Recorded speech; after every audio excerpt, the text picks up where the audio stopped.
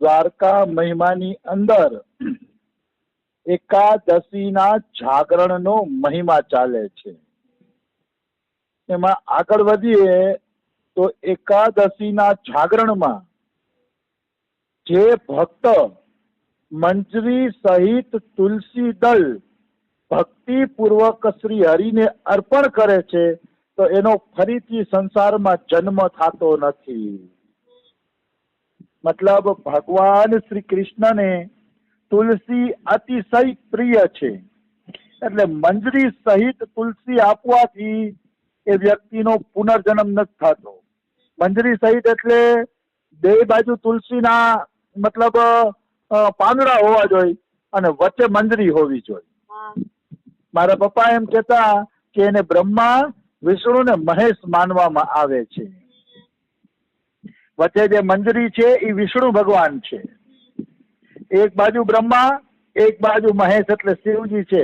એટલે મંજરી સહિત તુલસી દળ આપવાનો ઘણો મહિમા છે ને તમે તુલસીને નિરીક્ષણ કરજો, મંજરીની બે બાજુ જ પાંદડા ખીલેલા હશે, જોજો. તુલસીમાં મંજરીની બે બાજુ જ પાંદડા ખીલતા હોય છે. એટલે મંજરી સહિત તુલસી અર્પણ કરવાથી 11ની જાગરણમાં તો એ વ્યક્તિને પછી ફરીથી સંસારમાં આવવું પડતું નથી. નિશ્ચિત, એમાં કોઈ શંકા નથી. પછી કે જે એકાદશીના જાગરણની અંદર ભગવાનને સ્નાન કરવામાં આવે, ચંદનનો લેપ લગાડવામાં આવે, ધૂપ અને દીપ પ્રાગટ્ય કરવામાં આવે, નૈવેદ્ય એટલે કે જમવાનું ધરવામાં આવે, તાંબુલ એટલે પાનબીડું આપવામાં આવે તો આ બધાનું અક્ષય પુણ્ય મળે છે. અક્ષય એટલે ક્યારેય ખૂટે નહીં એવું. જેમ આપણે કોઈ આજીવન લવાજમ ભરી એટલે આજીવન આપણા ઘરે પત્રિકા આવતી રહે, એવી રીતે 11ના ભગવાનની કોઈ સેવા પૂજા ભાવ સાથે કરે છે તો એને અક્ષય પુણ્ય મળે છે. મતલબ કોઈ પણ યોનિમાં આવેલો રહે પોતાના પાપના કારણે એનું આ અક્ષય પુણ્ય વ્યાજનું વ્યાજ ચડતા ચડતા એક દિવસ અવશ્ય ભગવાન પાસે પહોંચી જશે. એ અક્ષય પુણ્ય જ એને ધીરે ધીરે ભગવાન પાસે પહોંચાડી દેશે, એમાં કિંચિન માત્ર સંશય નથી. પછી મહાદેવ કહે છે કે જેને મારું ધ્યાન કરવું હોય કે શ્રી હરિનું ધ્યાન કરવું હોય તો એને એકાદશી વ્રત કરવું જોઈએ. જો કોઈ એકાદશીનું વ્રત કરે છે તો એને ભગવાનના ચિંતનમાં સહયોગ મળે છે. મને ઘણા ભક્તો પૂછતા હોય કે ભગવાનનું ચિંતન નથી થતું અથવા તો લય લાગતી નથી. આપણે જેમ દીવડાની જ્યોત કેમ આમ એક ધારી હળકતી હોય એમ લય લાગી જવી જોઈએ ભગવાનની અંદર. તો કે એકાદશીનું વ્રત કરો, ભાવ સાથે કરો તો ધીરે ધીરે એનું પુણ્ય તમારી ભગવાનમાં લય લગાડી દેશે, ચિંતન બનવા માંડશે. આવું અહીંયા શિવજી બોલે છે કે જેને ભગવાનનું ધ્યાન કરવું હોય એને એકાદશીનું જાગરણ કરવું અને એકાદશીના ભજન કીર્તન કરવા તો ધીરે ધીરે લય લાગે એવું ભજન થઈ જશે. ધીરે ધીરે બધું થાય છે, એકદમથી નથી થતું. અમારે 15 વર્ષ નીકળી ગયા તોય મન ભાગાભાગી કરે છે તો એટલી બધી લય થોડી તરફથી લાગી જાય છે. 15 વર્ષ થયા અમારે બરસાનામાં તોય એવું કઈ એકાગ્રતાથી ચિંતન ન થતું. ક્યારેક મન ભાગતું પણ હોય છે, પણ એવું ઈચ્છા છે, વિશ્વાસ છે કે ઈશ્વરે જિમ્મેદારી લીધી છે તો એ કરી દેશે એક દિવસે. આવી વસ્તુ છે. પછી કે જે એકાદશીનું જાગરણ કરે છે એના શરીરમાં તમામ દેવતાઓ આવીને નિવાસ કરે છે. અહીંયા આપણે પ્રશ્ન થાય કે જાગરણમાં ભગવાનના દેવતાઓ નિવાસ કરે એની આપણે શું જરૂર છે? આપણે તો ભગવાનની જરૂર છે. તો કે આ બધી વસ્તુ સમજવા જેવી છે. જયારે આપણા શરીરમાં દેવતાઓ નિવાસ કરશે ને ત્યારે આપણું મન પવિત્ર થશે અને આપણા મનમાં સત્વગુણ આવશે અને એ સત્વગુણ દ્વારા ઈશ્વરનું ચિંતન આપણે સરસ રીતે કરી શકીએ. અસલ રીતે ઈશ્વરનું ચિંતન થશે. એટલે આપણા શરીરમાં દેવતાઓ નિવાસ કરે તો એને આવકાર આપવો જોઈએ.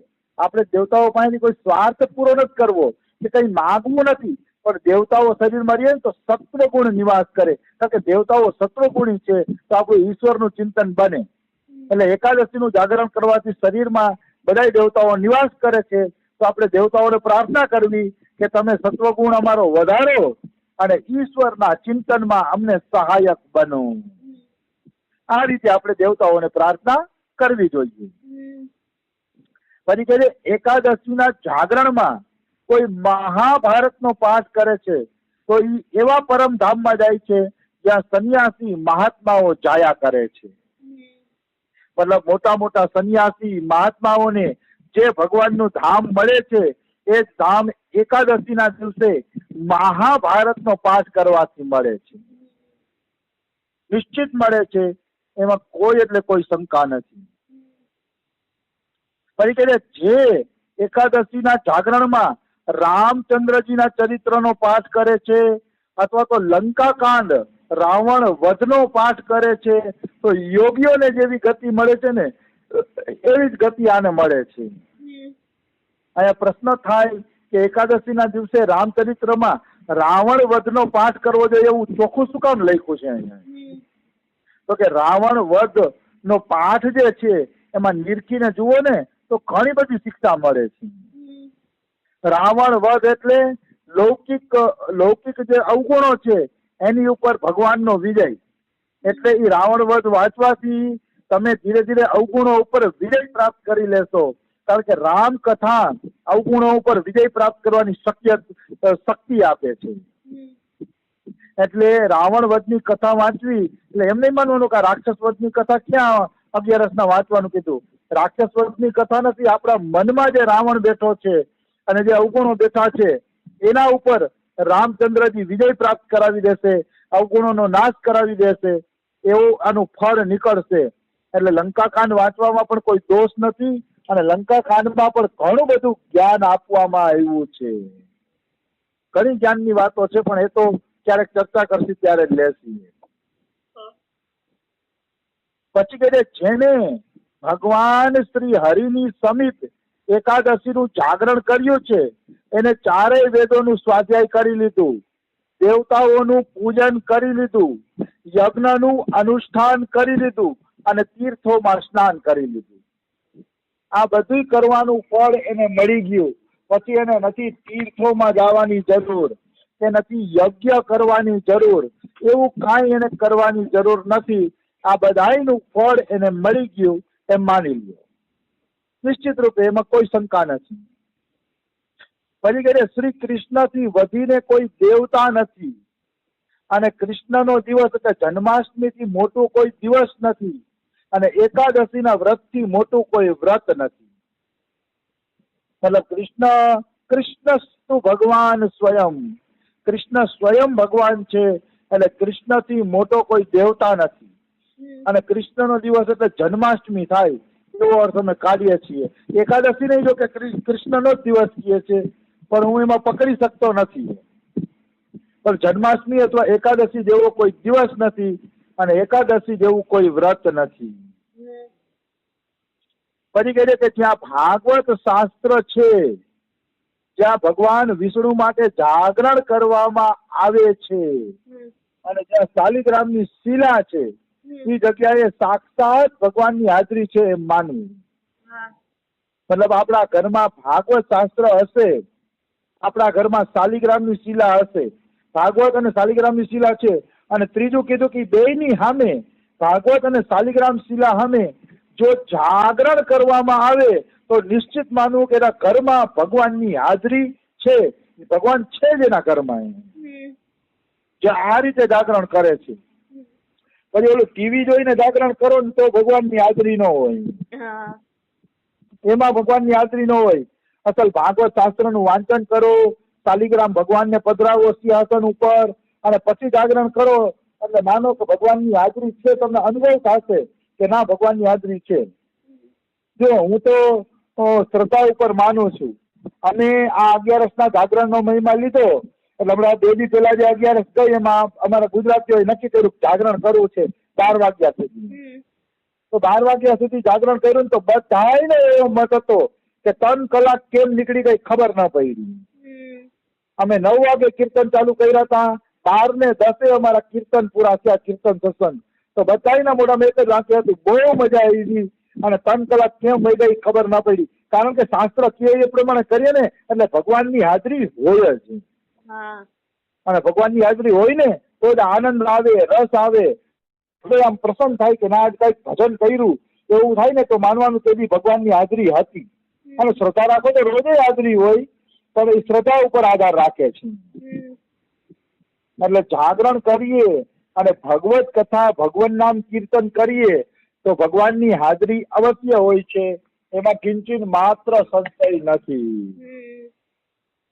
આવી વસ્તુ છે. તો આ તો 11ના જાગરણનો મહિમા હતો.